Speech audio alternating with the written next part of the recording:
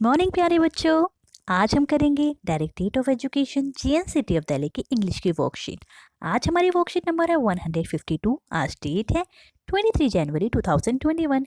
आज हम class 4th की इंग्लिश की बुक मैरीगोल्ड की यूनिट 7 द वाटरिंग राइम से रिलेटेड वर्कशीट करेंगे। चलो अपनी वर्कशीट स्टार्ट करते हैं। डू यू नो, क्या आप जानते हैं, टुडे इज 23 जनवरी, आज 23 जनवरी है। A day celebrated to mark the birth of Subhash Chandra Bose. यह दिवस सुभाष चंद्र बोस के जन्म दिवस के रूप में मनाया जाता है। He was a great nationalist। वो एक ग्रेट नेशनलिस्ट थे, मतलब महान राष्ट्रवादी थे। Who motivated Indians with his famous slogan। जिन्होंने इंडियंस को, भारतीयों को मोटिवेट किया अपने फेमस स्लोगन से। कौन सा स्लोगन था वो? जय हिंद। He established the Azad Hind Fauj. इन्होंने आजाद हिंद फौज की स्थापना की थी to counter the British rule in India.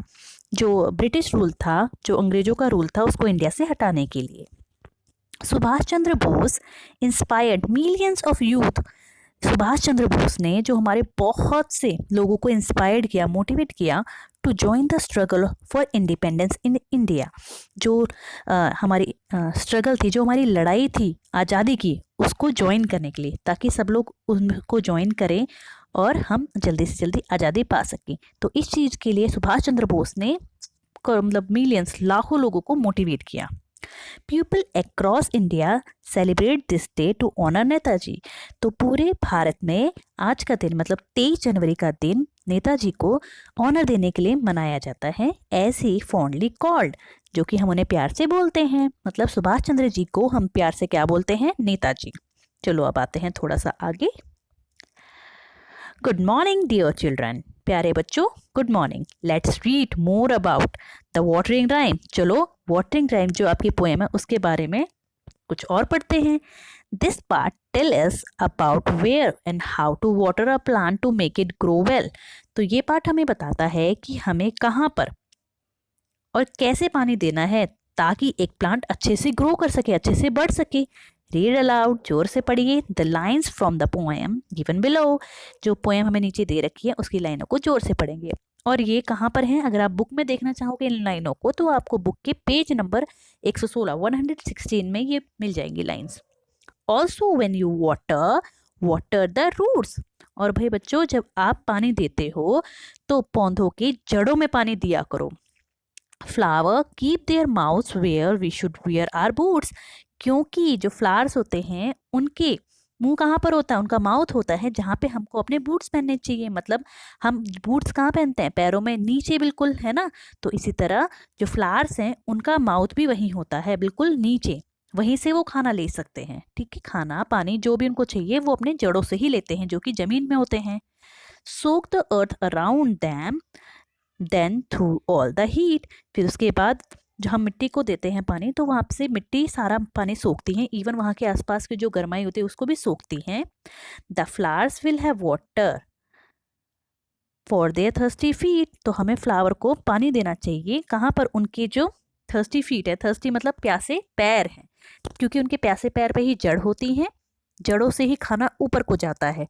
जड़ों के द्वारा ही हम जब मिट्टी में देते हैं तो मिट्टी से सोखती है, और उस सोखी हुई मिट्टी से जड़ ले लेते हैं उन सब चीज़ों को, और जड़ों के द्वारा ही जो खाना है, जो उनका पानी है, वो डिफरेंट पार्ट्स तक जाता है।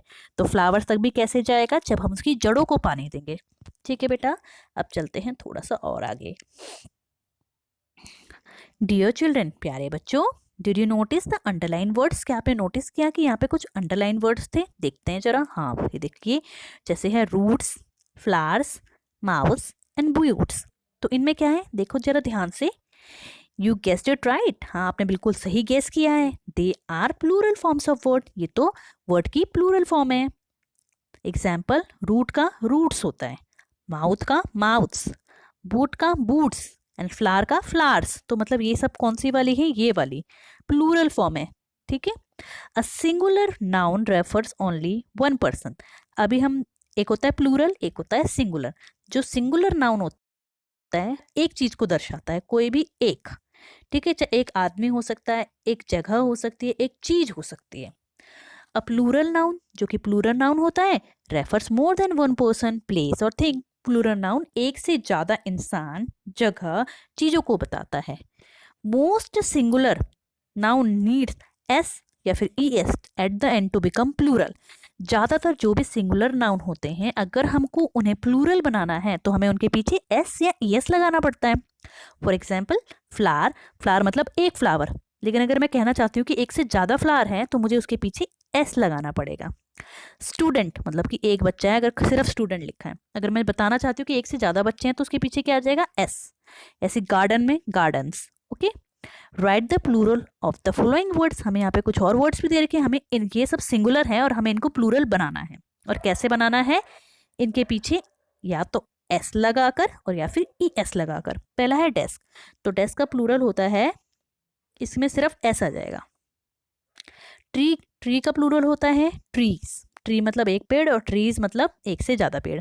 ऐसे गर्ल्स का होता है, गर्ल मतलब एक लड़की और गर्ल्स मतलब एक से ज़्यादा। इन और आई मतलब आँख, एक ही आँख है भाई, और ये हो गई आइस मतलब एक से ज़्यादा। ठीक है, इनके पीछे तो सिर्फ एस आया है। अब आते हैं हम इधर साइड वालों पे।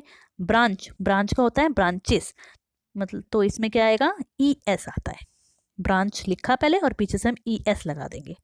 ऐसे फॉक्स, फॉक्स में भी ई एस आता है, फॉक्सिस। ठीक है, लिख देती हूँ मैं आपके लिए फॉक्सिस। ठीक है, उसके बाद पीच, पीच का भी पीचेस आता है। ज़्यादातर जो भी सी एच से कोई वर्ड खत्म होता है तो उसके पीछे ई एस ही आता है। वॉच, और वॉच का भी क्या होता है, वॉचेस, ई एस आएगा क्योंकि ये सी एच से खत्म है। तो बेटा आज की वर्कशीट यहीं पे खत्म होती है। ठीक है, आप सभी बच्चे इसे अपनी कॉपी में करेंगे। आप इसी तरीके की अगर और भी प्रश्न करना चाहते हैं तो आपको अपने इंग्लिश की जो वर्कबुक है उसके पेज नंबर 95 में इसी से रिलेटेड और क्वेश्चन भी मिल जाएंगे, आप वहाँ से उन्हें कर सकते हैं।